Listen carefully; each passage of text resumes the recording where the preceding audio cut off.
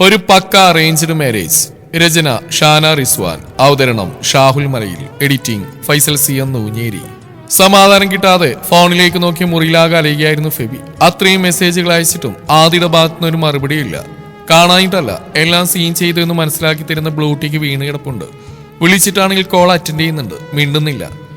ഇത് ആഷി പറഞ്ഞ പോലെ പ്രതീക്ഷയും തന്നെ. ഒച്ചയെടുത്ത് കൂടിപ്പോയെന്ന് അവനും തോന്നി. പെട്ടെന്നുള്ള ഓർമ്മയിൽ ചാവിമെടുത്ത് പുറത്തേക്ക് നടന്നു. എങ്ങോട്ടാടാ ഈ തോരാമഴയെത്തിയ്? ഉപ്പയുടെ ശബ്ദം കേട്ടാൻ തിരിഞ്ഞു നോക്കി. എനിക്കൊരാളെ കാണാനുണ്ടുപ്പാ. പോകുന്നൊക്കെ കൊള്ളാം. ഒരുപാട് വൈപ്പാതെ അവളെ തിരികെ വീട്ടിൽ കൊണ്ടുവരണം, കേട്ടല്ലോ? ശരി സർ.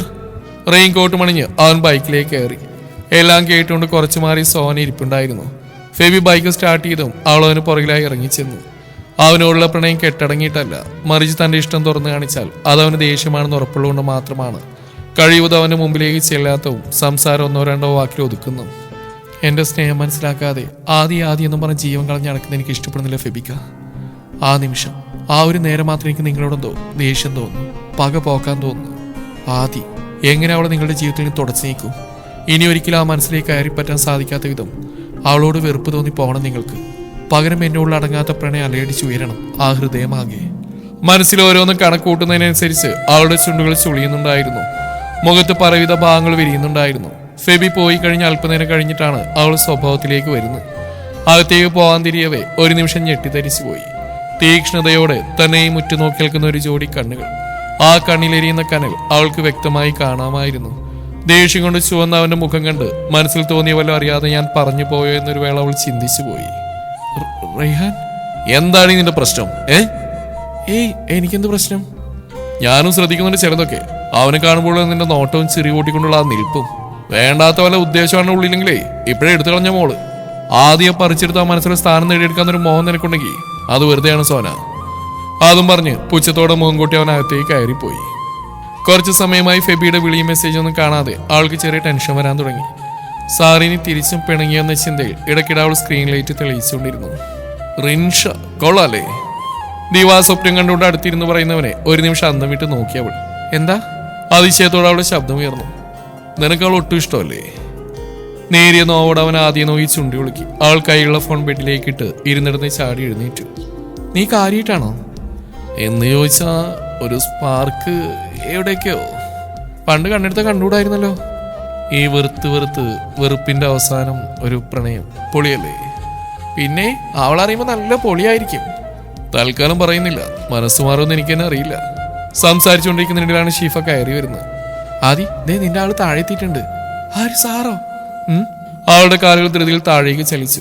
ഡൈനിങ്ങിലൊന്നും ആളില്ല. ഫ്രണ്ട് ഡോർ മറക്കെ തുറന്നിട്ടിരിക്കുന്നുണ്ട്. അവിടെ ചെന്നു. റെയിൻ കോട്ട് പോലും അഴിച്ചിട്ടില്ല. അതേപടി മഴയത്തിന്ന് ഷ്യാബിനോട് കത്തിവെക്കുകയാണ്. ആദി, പെട്ടെന്ന് വാ, നിനക്കല്ലേ മഴയത്ത് ബൈക്കിൽ കറങ്ങാൻ പോണെന്ന് പറഞ്ഞ്. അവളെ കണ്ടപാടെ അവന് വിളിച്ചു പോയി. ഞാനോ? അവള് വാ വിളിച്ചു. ദേ ഇവൻ നിൽക്കുന്നത് നോക്കില്ല ഞാൻ. ബൈക്കിൽ പോകണമെന്ന് പറഞ്ഞ് ഇത്രയും ദൂരം എന്നെ വരുത്തിച്ചിട്ട് ഇപ്പൊ കുണുകുണാന്ന് പറയുന്ന. പോയി റെഡിയായി വാടി. അവൻ ശബ്ദമുയർത്തി പറഞ്ഞു. ഇതെന്താ കഥ എന്ന് ചിന്തിച്ച് അവൾ അകത്തേക്ക് ഓടി. നേരത്തെ അവനെ നോക്കി മുഖം വീർപ്പിച്ചെങ്കിലും മനസ്സ് സന്തോഷം കൊണ്ട് അലതല്ലുകയായിരുന്നു. പെട്ടെന്ന് റെഡിയായി തിരികെ വന്നു. ആശയുണ്ടായിരുന്നു കൂടെ. അവൾ ബൈക്കിൽ കയറുന്ന ഗ്യാപ്പിൽ അവൻ ഇരു കൈകളും ഉയർത്തി സാറിന് നോക്കി തംസപ്പ് കാണിച്ചു. ഫെബി തിരിച്ചു. അപ്പോഴേക്കും ഷിയാബ് ഷിഫയെയും കൂട്ടി പുറത്തേക്ക് ഇറങ്ങിയിരുന്നു. രണ്ടുപേരും കോട്ട് ഹെൽമെറ്റൊക്കെ ധരിച്ചു വന്ന് കണ്ടാലേ അറിയാം ഒരു യാത്രക്കുള്ള തയ്യാറെടുപ്പിലാണെന്ന്. അതെ, ഞങ്ങളുടെ കൂടെ വരണ്ട, വേറെ റൂട്ടിൽ വിട്ടാൽ മതി. ഷിയാബിനെ കണ്ടത് ഫെബി വിളിച്ചു പറഞ്ഞു. ഒന്ന് പോടപ്പ അവിടുന്ന്, അല്ലെങ്കിൽ ഇപ്പൊ ആര് വരുന്നു നിന്റെ കൂടെ? ഫെബിയെ പൂച്ചിച്ചള്ളി ഷിഫയും കയറ്റി അവൻ ബൈക്ക് സ്റ്റാർട്ട് ചെയ്തു. ഒന്ന് നിലച്ച മഴ വീണ്ടും ചെറുതായി പെയ്തു തുടങ്ങി. ഗേറ്റ് കടന്ന് രണ്ടുപേരുടെയും ബുള്ളറ്റുകൾ രണ്ടു വഴിക്കായി തിരിഞ്ഞു. ഇരു കൈകൾ എളിയിൽ കുത്തി ആ കാഴ്ചയും കണ്ട് കട്ട പോസ്റ്റായി ആഷി അങ്ങനെ നിന്നു. ആ നേരം അവന്റെ കാതുകളിൽ എവിടെയെന്നോ ആ വരികൾ മൂളി കേട്ടു. തന്റെ ഒരു ചോദ്യത്തിന് പോലും ഉത്തരം തരാതെ മുഖവും വീർപ്പിച്ചേട്ടിയിരിക്കുന്നവളെ മിററിൽ കൂടി നിരീക്ഷിക്കുകയായിരുന്നു അവൻ. നിന്റെ വായിക്കാത്തുള്ള നാവിൻ തേടി എവിടെയെങ്കിലും കൊണ്ടുപോയി പണയം വെച്ചോ? ഇത്രയൊക്കെ ഞാൻ കിടന്ന് തൊണ്ട കാറിയിട്ട് ഒരു അക്ഷരം മിണ്ടുന്നില്ലല്ലോ നീ. ശബ്ദം കടുപ്പിച്ച് ചോദിച്ചോ. അവൾ അവനെ കൂർപ്പിച്ച് നോക്കി.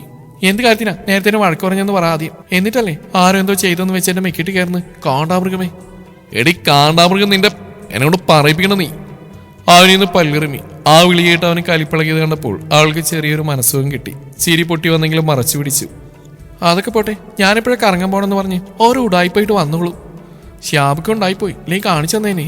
ഓ പിന്നെ, നീ ഒരു ചുക്കും ചെയ്യില്ല. ഓടക്കിയാ നിന്റെ സ്വഭാവം തറയാണെന്നാ ആശി പറഞ്ഞ്. അപ്പൊ പിന്നെ മര്യാദക്ക് വിളിച്ചിട്ട് കാര്യമില്ലെന്ന് തോന്നി. എനിക്കാണെങ്കിൽ മഴയത്ത് നിന്റെ ഒപ്പം റൗണ്ട് അടിക്കുന്ന തന്നെ, അല്ലാതെ മനസ്സമ്മതിക്കുന്നില്ല. അപ്പൊ പിന്നെ എന്താ ചെയ്യാ, വന്ന് നമ്പിലിറക്കി നിന്നെയും പൊക്കി പോകുന്നു, അത്രയേ ഉള്ളൂ. ആ തെണ്ടിയെ കുറിച്ച് അങ്ങനെ പറഞ്ഞോ? ആ പറഞ്ഞു. വരുന്നുണ്ടാ ഞാൻ വീട്ടിലേക്ക്, നിനക്ക് വെച്ചിട്ടുണ്ട് ഞാൻ. ആൾ നല്ലപോലെ ഒന്ന് ആശയെ ഓർത്തു. ശേഷം ഫെബിയുടെ വയറിലൂടെ കൈയിട്ട് അവന് വട്ടം പിടിച്ച് താടി അവന്റെ തോളിലേക്ക് കുത്തിവെച്ചു. അവൻ മിഴികൾ അവൾക്ക് നേരെ ചലിപ്പിച്ചു. മാറിയോ പിണക്കം? എന്തിനെന്നെ വഴക്ക് പറഞ്ഞു? അതുകൊണ്ടല്ലേ? പരിഭവത്തോടെ അവൾ ചുണ്ടുകൂർപ്പിച്ചു. അവൻ മറുപടി കൊടുത്തില്ല. പകരം മഴത്തുള്ളികൾ തഴുകി അവളുടെ കൈ തന്റെ വയറിന് മുകളിൽ നിന്നും അടർത്തിയെടുത്ത് ചുണ്ടിലേക്ക് ചേർത്ത് വെച്ച് മൃദുവായൊന്നു മുത്തി. അവൾ ഒന്നുകൂടി അവനിലേക്ക് അടുത്തു. മറുകൈ കൊണ്ട് അവന്റെ വയറിലൂടെ മുറുകെ പിടിച്ചു. ഈറ്റി വീഴുന്ന മഴത്തുള്ളികളെയും ആസ്വദിച്ച് വീണ്ടും മുന്നോട്ട് സഞ്ചരിച്ചു. ബൈക്ക് നിൽക്കുകയാണെന്ന് കണ്ടതും അവൾ മെല്ലെ തല ഉയർത്തി നോക്കി. എന്താ ഇവിടെ? ഇറങ്ങ്, പറയാം. രണ്ടുപേരും ഇറങ്ങി. വാ, ഇനി കുറച്ച് നടക്കാം. ഇരുവരും കൈകൾ കോർത്ത് പിടിച്ച് ചൂടുകൾ വെച്ചു. അപ്പോഴേക്ക് ഇരുട്ട് പരന്നു തുടങ്ങിയിരുന്നു. അങ്ങിങ്ങായി സ്ട്രീറ്റ് ലൈറ്റിനെയും പാസ് ചെയ്തു പോകുന്ന വണ്ടികളുടെയും ചെറിയ വെളിച്ചം കാണാൻ തന്നെ ഒരു പ്രത്യേക ഭംഗി. മഴ അപ്പോഴും ചാറ്റുന്നുണ്ടായിരുന്നു. ഫെബിക്ക, എനിക്ക് ഐസ്ക്രീം വേണം. ഈ മഴയത്തോ? വേണം. എടി തൊണ്ടടിച്ചു പോവും. ഇല്ല, എനിക്ക് വാങ്ങിച്ചാ. അവൻ കടയിൽ കയറി 2 ഐസ്ക്രീമിന് പറഞ്ഞു. അവള് കഴിക്കുമ്പോൾ പിന്നെ ഞാനായിട്ട് ഇതിനെ നോക്കി നിൽക്കണം. മഴയത്ത് തണുത്ത് വിറച്ച് വന്ന് ഐസ്ക്രീം ചോദിക്കുന്ന അവനെ കണ്ട് കടക്കാരെ അടിമുടിയെന്ന് നോക്കി. ശേഷം 2 കപ്പ് വീതം എടുത്ത് അവന്റെ കയ്യിലേക്ക് വെച്ചു കൊടുത്തു. പറഞ്ഞ പോലെ തന്നെ തണുപ്പത്ത് ഐസ്ക്രീം കഴിക്കാൻ നല്ല രസം. ഓരോ സ്പൂണുകളായി കോരിയെടുത്ത് നുണയുന്നതിനിടയിൽ അവൻ ഓർത്തു. ആദ്യ വേഗം അവിടെ കോരിത്തിന്ന് കപ്പോലിച്ചെറിഞ്ഞ് അവനെ നോക്കി. ഏത് തരില്ല മോളെ, അതുകൂടി കഴിച്ചാൽ അവിടെ തൊണ്ട ഇപ്പൊ തന്നെ പണി കിട്ടുമെന്ന് അവൻ ഉറപ്പായിരുന്നു. നേരം ഒന്നുകൂടി ഇരുട്ടി. മഴ ശക്തമായി തുടരുന്നു. ആകാശത്തിലേക്ക് മിഴികൾ ഉയർത്തി ഇറ്റു വീഴുന്ന മഴത്തുള്ളികളെ കൈകളിൽ നിറച്ച് സന്തോഷിക്കുന്നവളെ ഒരു നിമിഷം അവൻ കണ്ണെടുക്കാതെ നോക്കി നിന്നു. ആദി, തണുക്കുന്നില്ലേ? വിറയാർന്ന ചുണ്ടുകളോടെ അവൾ അതേന്ന് തലയണക്കി അവനവളെ ചേർത്ത് അണച്ചു പിടിച്ചു. അവൾ അനുസരണയോടെ അവന് നെഞ്ചോരം ചേർന്ന് മെല്ലെ ചൂടുകൾ വെച്ചു. ആദി, അവൾ തല ഉയർത്തി നോക്കി. തണുത്തൊരു പരുവമായിരുന്നു. ചുണ്ടുകൾ വിറകൊള്ളുന്നുണ്ട്. അവ മറ്റെന്തോ ആഗ്രഹിക്കുന്ന പോലെ തോന്നി അവന്. കണ്ണുകൾ ഒരു തവണ അവളുടെ മുഖത്തിന് തഴുകി വന്നതിന് ശേഷം അവയുടെ ഇണകളിൽ ഉടക്കി നിന്നു. സെക്കൻഡുകൾ കടന്നുപോയി. അവന്റെ ചുണ്ടുകൾ കരിമഷി കലങ്ങിയ ആ മിഴികൾ ഓരോന്നിലും മാറി മാറി അമർന്നു. ശേഷം അവ പതിയെ താഴേക്ക് ചലിച്ച് അവളുടെ റോസാപ്പൂവാത്രങ്ങളിൽ വന്ന് ചേർന്നു. നിമിഷങ്ങൾക്കകം അതിന്റെ മാധുര്യം അവൻ അറിഞ്ഞു തുടങ്ങി. ആ ലഹരിയുടെ കാഠിന്യത്തിൽ അവളുടെ ഇരുകൈകൾ അവന്റെ പുറത്ത് അയഞ്ഞു മുറുകിയും ഇരുന്നു. മഴ ഒരു സെക്കൻഡ് പോലും നിലച്ചു പോകാതെ അവരുടെ പ്രണയ നിമിഷത്തെ കൂടുതൽ മനോഹരമാക്കി. ഹൈവേ റോഡിന് നടുവിൽ നിന്നൊരു പ്രണയ ചുംബനം. വാഹനങ്ങൾ അവരുടെ ഇരുവശങ്ങളിലൂടെയും വേഗത്തിൽ കടന്നുപോയിക്കൊണ്ടിരുന്നു. യാത്രക്കാർക്ക് അതൊരു പുതിയ അനുഭവമായിരുന്നു. എത്ര സമയം ആ നിൽപ്പ് തുടർന്നു എന്നറിയില്ല. ദീർഘചുംബനത്തിന്റെ അവസാനം തളർച്ചയോടെ അവൾ അവന്റെ മാറിലേക്ക് വീണു. അവന്റെ കൈകൾ കരുതലോടെ അവളെ വരിഞ്ഞു പിടിച്ചു. തട്ടുകടയുടെ മുന്നിലെ ചെറിയ ബെഞ്ചിലിരുന്ന് വെട്ടിവിഴുങ്ങിയായിരുന്നു ആദിയും ഫെബിയും. പെട്ടെന്നാണ് കുടുകുടി ശബ്ദത്തോടെ ഒരു ബുള്ളറ്റ് അവിടെ കടന്നു വന്ന് അതിലിരുന്ന് 2 പേര് ഹെൽമെറ്റ് എടുത്ത് തലയൊന്ന് കുടഞ്ഞ് റെഡിയാക്കി. ഈ വൃത്തിയിട്ട മുഖങ്ങൾ ഞാനിവിടെ കണ്ടിട്ടുണ്ടല്ലോ ഫെബിക്ക. പേടിക്കണ്ട, അതിലൊന്ന് നിന്റെ ആംഗ്ലയും മറ്റേത് അവന്റെ കെട്ടിയോളാ. അപ്പോഴേക്ക് അവർ നടന്ന് ആദിക്കും ഫെബിക്കും ഓപ്പോസിറ്റായി ഇരുന്നിരുന്നു. ചേട്ടാ, ഷിയാബ് നീട്ടി വിളിച്ചും അയാൾ അല്പം കുനിഞ്ഞുകൊണ്ട് പുറത്തേക്ക് നോക്കി. സ്പെഷ്യലായിട്ടുള്ള എല്ലാ 2 പ്ലേറ്റ് വീതം എടുത്തോ, കൂടെ കടുപ്പത്തിലോരോ ചായയും. എന്നിട്ടേ ഉള്ളവന്റെ ബില്ലിന്റെ കൂടെ ചേർത്തോ. ആ കണക്കൂടി ഇന്നത്തെ ചെലവ് ഇവന്റെ വക. ഷിയാബ് ഫെബിയെ നോയി പറഞ്ഞു. ഇതൊക്കെ ചീള് എന്ന ഭാവത്തിൽ അവൻ പിന്നെ അന്തസ്സായിരുന്നു കഴിക്കാൻ തുടങ്ങി. ഓർഡർ ചെയ്ത് മുന്നിലെത്തുന്നവരെ ഇടക്കാല ആശ്വാസത്തിന് ഇപ്പോൾ എന്താ കഴിക്കാന്നോർത്ത് ചില്ലുപെട്ടിയിലേക്ക് നോക്കിയെങ്കിലും പ്രത്യേകമായി ഒന്നും അവനതിൽ കണ്ടില്ല. അപ്പോഴാണ് മുന്നിലൊരുത്തി ചന്തയിൽ കണ്ട പരിചയം പോലും നടിക്കാതെ പ്ലേറ്റിലേക്ക് തലയും ഇട്ട് മൂക്കറ്റം തിന്നു മുടിക്കുന്നവൻ കാണുന്നു. ഉടനെ ഷിയാബ് പ്ലേറ്റ് ഒരൽപ്പം വലിച്ചു നീക്കി അതിൽ കൈയിട്ട് വരാൻ തുടങ്ങി. പിന്നെ ഷിഫ ഞാനായിട്ട് ഇതിന് വെറുതെ ഇരിക്കണമെന്നോർത്ത് അവളും കഴിച്ചു. എല്ലാം കഴിഞ്ഞപ്പോഴാണ് ആഷിയെ ഉമ്മയെ ഓർമ്മ വരുന്നത്. അവർക്കുള്ള പാഴ്സലും വാങ്ങി വീട്ടിലേക്ക് തിരിച്ചു. ഇതേ സമയം വാട്സപ്പ് സ്റ്റാറ്റസുകൾ മാറി മാറി നിരീക്ഷിക്കുന്ന പണിയിലായിരുന്നു ആഷി. സങ്കടം കൊണ്ട് കണ്ണു നിറഞ്ഞിട്ട് വ്യക്തമായിട്ട് അവനൊന്നും കാണാൻ പറ്റുന്നുണ്ടായിരുന്നില്ല. അമ്മാതിരി പിക്കുകളാണ് ഓരോ സെക്കൻഡിൽ ഇക്കയാനിയത്തി മാറി മാറി പോസ്റ്റ് ചെയ്യുന്നത്. അവളുടെ കാര്യം പോട്ടേന്ന് വെക്കാം, പണ്ടേ ഒരു നെട്ട് കളഞ്ഞു പോയതാ. കല്യാണം കഴിയുന്നോടെ ആ ഹിറ്റ്ലർ ഇങ്ങനെ റൊമാൻറ്റികറായി മാറുന്ന സ്വപ്നത്തിൽ പോലും വിചാരിച്ചില്ല ഞാൻ. അവനിരുന്ന് പിറുവിരുത്തു. അല്ലെങ്കിലും സ്വന്തം വീടിനകത്ത് മൂടിപ്പോച്ച് കിടന്നുറങ്ങുന്ന സുഖമൊന്നും പെണ്ണിനെയും ബാക്കിലെത്തി പോയാലും കിട്ടില്ല. ചിന്തിച്ചുകൊണ്ട് കട്ടിലേക്ക് അമിഴി നീവണൻ പുതപ്പ് തലവഴി എടുത്തിട്ടു. ദിവസങ്ങൾ ആരെയും കാത്തിൽക്കാതെ ഓടിക്കൊണ്ടിരുന്നു. അതിനിടയിൽ അവരുടെ 5th സെം എക്സാം കഴിഞ്ഞു. പതിവ് പോലെ ഒരു ദിവസം രാവിലെ കോളേജിലേക്ക് ഇറങ്ങാൻ തുടങ്ങുമ്പോഴാണ് ഉപ്പ ഫെബി അരിയിലേക്ക് വിളിക്കുന്നത്. എന്താ ഉപ്പ? വേറൊന്നല്ലടാ, ഇനിയിപ്പോ 3-4 മാസം കൂടി കഴിഞ്ഞാൽ ആദ്യമോടെ പഠിത്തം കഴിയുള്ളൂ. നമുക്ക് നല്ലൊരു ഡേറ്റ് നോക്കി വെക്കായിരുന്നു. ഉറപ്പിച്ചു വെച്ചാൽ പിന്നെ ബാക്കി കാര്യങ്ങളൊക്കെ അതിനനുസരിച്ച് ചെയ്താൽ മതിയല്ലോ. ഉപ്പ അത് അവൾ കുറച്ചുകൂടി പഠിക്കണം എന്നാ പറയുന്നു. പെട്ടെന്ന് തന്നെ കല്യാണത്തിന് അവൾ ഒരുക്കാണെന്ന് അറിയില്ല. ഞാനൊട്ടും പ്രിപ്പയർഡ് അല്ല. സമയം കിടക്കല്ലേ. ആക്കം പോലെ തീരുമാനിച്ചാൽ പോരെ? ആ വലിയ താല്പര്യമില്ലാത്ത വണ്ടിൽ പറഞ്ഞു. ആ നിനക്ക് സമയത്തിരിയുടെ കാര്യങ്ങൾ നടക്കുന്ന എനിക്ക് തോന്നുന്നില്ല. അതുകൊണ്ട് എന്താ വേണ്ടെന്ന് ഞങ്ങൾ തീരുമാനിച്ചോളാം. അവരുടെ സംസാരത്തിനിടയിലേക്ക് കയറി വന്നുകൊണ്ട് ഉമ്മ പറഞ്ഞു. ഓ, നിങ്ങൾ തീരുമാനിക്കും, എന്നിട്ട് അറിയിക്കുക. അടി അതുപോലെ അനുസരിച്ചോളാമേ. ഇപ്പൊ കളയാൻ സമയമില്ല. ഫസ്റ്റ് വീലിന് മുമ്പേ കോളേജിൽ പ്രവേശിക്കണം. സാറിന്റെ കർശന ഓർഡർ ഉണ്ടേ. അല്ല, നിന്റെ പെണ്ണിനെ കാണാനും അവളോടൊപ്പം ഇരുന്ന് കുറുകാനും അല്ലല്ലേ ഇങ്ങനെ തിരി കൂട്ടി ഓടുന്നത്. ഉമ്മയുടെ കയ്യിൽ നിന്ന് എസ്കേപ്പ് ആകാൻ തുടങ്ങുമ്പോഴാണ് റെയ്ഹാന്റെ എൻട്രി. നിങ്ങളെന്താ വിചാരിച്ചു ഉമ്മ? ഇക്കാങ്കി ഇപ്പൊ കല്യാണത്തിന് താല്പര്യമില്ലെന്നോ? ഈ ജാടാണിക്കുന്നൊക്കെ വെറും അഭിനയ. ഓൻ ഇപ്പൊ തന്നെ ആദ്യം വിളിച്ചോണ്ട് വന്നാലോന്നുണ്ട് പറഞ്ഞോട് റെയ്ഹാൻ ഉപ്പക്കരിയിലായി വന്നിരുന്നു. ഒന്ന് പോടാവുന്നു, ഞാൻ ഇറങ്ങും, എനിക്ക് ടൈമില്ല. അവനെ പുച്ഛിച്ച് കാണിച്ച് ഫെബിയായി മുറ്റത്തേക്ക് ഇറങ്ങി. റെയ്ഹാന്റെ കണ്ണുകൾ തന്റെ ഇടതുവശത്തേക്ക് ചലിച്ചു. കുറച്ചു മാറി അവിടെ ടേബിളിൽ വരയും കുറിയുമായി ഇരിക്കുന്നുണ്ടായിരുന്ന സോന. വീർത്തി കെട്ടിയ ആ മോന്തണ്ടാലറിയാം അവളുടെ ശ്രദ്ധ മുഴുവൻ ഇവിടുത്തെ ചർച്ചകളിലാണെന്ന്. അവന്റെ ചൊടികളിൽ അവളോടുള്ള പുച്ഛം നിറഞ്ഞു നിന്നു. ഉപ്പയുടെ ഉമ്മയോട് അങ്ങനെയൊക്കെ പറഞ്ഞെങ്കിലും റെയ്ഹാൻ പറഞ്ഞ പോലെ എത്രയും പെട്ടെന്ന് ആദ്യം മഹറണീച്ച് എന്നേക്കുമായി തന്നെ സ്വന്തമാക്കണമെന്നായിരുന്നു ഫെബിയുടെ മനസ്സ് മുഴുവൻ. കോളേജിൽ എത്തുന്നവരെ അവന്റെ ചിന്തയിലുടനീളം അതുമാത്രമായിരുന്നു.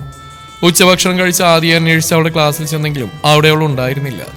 അവിടുന്ന് തിരികെ പോന്നെങ്കിലും സ്റ്റാഫ് റൂമിലേക്ക് കയറിയിരിക്കാൻ തോന്നിയില്ല അവന്. അവളോട് സംസാരിക്കണമെന്ന് തന്നെ മനസ്സിൽ ഫോണിൽ തോടി വരാന്തിൽ തന്നെ നിന്നു. ഇടക്ക് നോട്ടം താഴേക്കും വാശിലേക്കും മാറി മാറി നീളുന്നുണ്ട്. പെട്ടെന്നാണ് ഗ്രൗണ്ടിലൂടെ ഒരു ഗ്യാങ് നടന്നു വരുന്നത് ആദ്യമായി കാണുന്ന പോലെ ഫെബി അവരെ കൗതുകത്തോടെ നോക്കിയിരുന്നത്. കൂട്ടത്തിൽ എത്രയൊക്കെ ആൺകുട്ടികളുണ്ടായാലും പെൺകുട്ടികളുണ്ടായാലും ആഷിയുടെ കൈ എപ്പോഴും ആദിയുടെ തോളിലായിരിക്കും. അവരെ ശ്രദ്ധിക്കാൻ തുടങ്ങി അന്ന് മുതൽ ഇന്നോളം അതിനൊരു മാറ്റം കണ്ടിട്ടില്ല.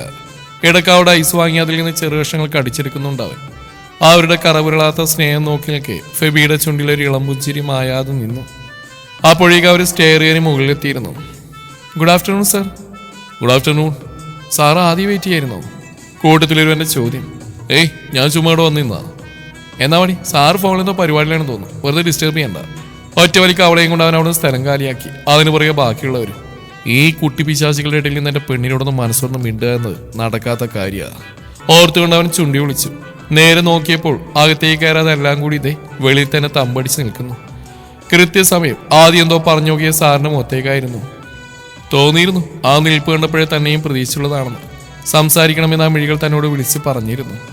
ആലോചനകൾക്ക് അടുത്തേക്ക് വായെന്ന് അവൻ കൈകൊണ്ട് കാണിച്ചു. അവൾക്ക് പോകണമെന്നുണ്ട്, പക്ഷേ പോയാലുള്ള അവസ്ഥയാണ്. കളിയാക്കി കൊന്നൊരു പരുവാക്കും എല്ലാം കൂടി. അതോർത്ത് അവൾ പെട്ടെന്ന് ഇല്ലെന്ന് തലയാനിക്കി. അത് കാര്യമാക്കാതെ വായെന്നവൻ വീണ്ടും വിളിച്ചു. എന്തിനാണെന്നുള്ള അർത്ഥത്തിൽ അവൾ പുരികം പൊക്കി. അത് കണ്ടവൻ, നല്ല മോളല്ലേ, അടുത്തേക്ക് വാ എന്ന് കണ്ണും കൈ ഉപയോഗിച്ച് കെഞ്ചി. ഇത്തവണ അവൾക്ക് തിരസ്കരിക്കാൻ കഴിഞ്ഞില്ല. ചുറ്റിലും ഒന്ന് കണ്ണോടിച്ചപ്പോൾ ആഴ്ചയടക്കം എല്ലാവരും നിന്ന് പൊരിഞ്ഞ കത്തിവെപ്പിലാണ്. 1-2 അടി വെച്ച് അവൾ മെല്ലെ പുറകോട്ട് നീങ്ങി. ആരും ശ്രദ്ധിക്കുന്നില്ലെന്ന് മനസ്സിലായതും വേഗത്തിൽ തിരിഞ്ഞൊരു നടത്തം വെച്ച് കൊടുത്ത അവനരികിലേക്ക്. എന്താ പെട്ടെന്ന് പറ, എനിക്ക് പോകണം. വിളിച്ചാ നീ വരില്ല അല്ലേടി? അവൻ അവളെ നോക്കി കണ്ണുരുട്ടി. വരാനിട്ടല്ല, അതിൻ്റെ ഉള്ളിൽ നിന്ന് രക്ഷപ്പെട്ടിട്ടുണ്ടേ. എന്താ ഇത്ര അത്യാവശ്യം? എന്തിനെങ്കിലും ധൃതി കൂട്ടി എന്നെ വിളിച്ച്? ഫെബി മറുപടിയൊന്നും പറഞ്ഞില്ല. പകരം അവിടെ കരം കവർന്നെടുത്ത് വെറുതെ തിരിച്ചും മറിച്ചും നോക്കിക്കൊണ്ടിരുന്നു. ശേഷം ആദിയുടെ മുഖത്തേക്കും. ആൾ ചോദ്യരൂപേണ പുരികമുയർത്തി. ഈ കൈ നിറയെ മൈലാഞ്ചി ഇടണ്ടേ നമുക്ക്? മൈലാഞ്ചി മണവുമായി കയറി വരണ്ടേ നിനക്കെന്റെ വീട്ടിലേക്ക്? അവൻ ചോദിച്ചതും ഒരു പുൻചിരിയോടെ അവൾ അങ്ങനെ നിന്നു. നീ പറ, എപ്പോഴാണ് നമ്മുടെ കല്യാണം നടത്തേണ്ടത്?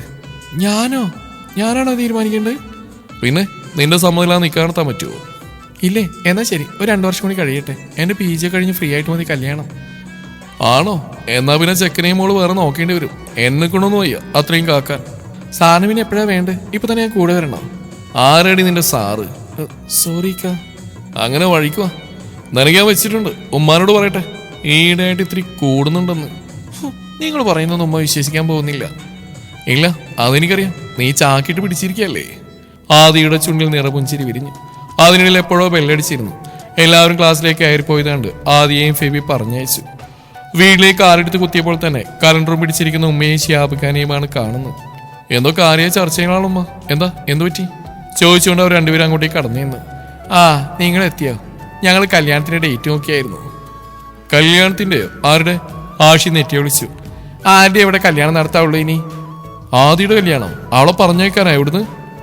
ചോദിച്ചപ്പോൾ അവന്റെ മുഖം മങ്ങി. ഷിയാബ് ശ്രദ്ധിച്ചിരുന്നു. വേഗം കൈയുള്ള കലണ്ടർ മണിക്ക് മുന്നിലെ ടീപ്പോയിലേക്ക് ഇട്ടു. എടാ, ഇപ്പൊ പെട്ടെന്ന് തന്നെ നടത്താനൊന്നല്ല, നിങ്ങളുടെ പഠിത്തം കഴിഞ്ഞിട്ട് 3-4 മാസം ഇനിയും കിടക്കല്ലേ? അപ്പൊ സാറ് നേരത്തെ ചോദിച്ച് സീരിയസ് ആയിട്ടായിരുന്നല്ലേ? എന്തോ ഓർത്തെടുത്ത പോലെ ആദ്യം പറഞ്ഞു. ആകെ പോട്ടെ, വിശക്കുന്നില്ലേ? പെട്ടെന്ന് ഫ്രഷ് ആയി വരണ്ടാളും. ചായ ഒരുമിച്ച് കുടിക്കാം. വിഷയം മാറ്റാന്നാണ് ഷിയാബ് പറഞ്ഞു. ആഷിയുടെ മുഖത്തിന് അപ്പോഴൊരു തെളിച്ചമില്ലായിരുന്നു. ആദ്യം പിരിയുക എന്നത് ആശയ്ക്ക് ചിന്തിക്കാൻ പോലും പറ്റാത്ത കാര്യമാണ്. കണ്ണില്ല അവന്റെ മുഖം. കല്യാണക്കാര്യം പറഞ്ഞപ്പോൾ തന്നെ തെളിച്ചം മങ്ങി. ഒരു സെക്കൻഡ് അവളില്ല പറ്റില്ല അവന്. ഒന്ന് മാറിക്കിടക്കൂടിയില്ല. ഓർത്തിട്ട് എനിക്ക് എന്നെ വിഷമം തോന്നുന്നു. പക്ഷെ പറഞ്ഞേക്കാതിരിക്കാനും വയ്യല്ലോ. ആർ പോയ വഴിയെ നോക്കി ഉമ്മയോട് പറഞ്ഞുകൊണ്ട് ശ്യാപം ദീർഘമായി നിശ്വസിച്ചു. ആദിയുടെയും ഫെബിന്റെയും നിശ്ചയം കഴിഞ്ഞു. കല്യാണത്തിന് 4 മാസം. ഓർക്കുന്തോറും അയാളുടെ സിരകളിൽ രക്തയോട്ടം വർദ്ധിച്ചു. സമനില തെറ്റിയവനെ പോലെ പിച്ചുമ്പേയും പറഞ്ഞുകൊണ്ട് വേഗത്തിൽ അങ്ങോട്ടും ഇങ്ങോട്ടും നടന്നു. അതിനിടയിൽ പലതും അയാളുടെ ഓർമ്മകളിൽ മിന്നിമാഞ്ഞുകൊണ്ടിരുന്നു. ഒരു നിമിഷം അയാൾ നിശ്ചലനായി നിന്നു. ശേഷം കാറ്റിന്റെ വേഗത്തിൽ അകത്തേക്ക് പാഞ്ഞു. അടഞ്ഞുകിടക്കുന്ന ആ റൂമിന്റെ വാതിൽ ഒറ്റത്തള്ളിന് തുറന്ന് ഷെൽഫിന് നേർക്കടുത്തു. അതിനുള്ളിൽ ചിതറിക്കിടക്കുന്ന ബുക്കുകളെടുത്ത് 4 ഭാഗവും വലിച്ചെറിഞ്ഞു. ഏറ്റവും ഒടുവിൽ അയാൾക്ക് പ്രിയപ്പെട്ട കറുത്ത പുറംചട്ടയുള്ള ഡയറി കയ്യിലെടുത്തു. ഒരു പ്രത്യേകതരം ചിരിയോടെ തിരിച്ചു മറിച്ചും വീക്ഷണം നടത്തി. ശേഷം വേഗത്തിൽ അതിലെ ഓരോ താളുകളും മറിച്ചുകൊണ്ടിരുന്നു. ആദ്യം എന്ന് വലിയ അക്ഷരത്തിൽ കുറിച്ചിട്ടതിന് മുകളിലൂടെ ഒന്ന് തഴി അടുത്ത പേജിലേക്ക് എത്തിയതും സ്വിച്ചിട്ട പോലെ അയാളുടെ മുഖത്തെ ചിരിമാഞ്ഞു. പകരം ഭീതി നിറഞ്ഞു. തുടരും ഈ കഥയുടെ ബാക്കി ഭാഗം നാളെ ഇതേ സമയം.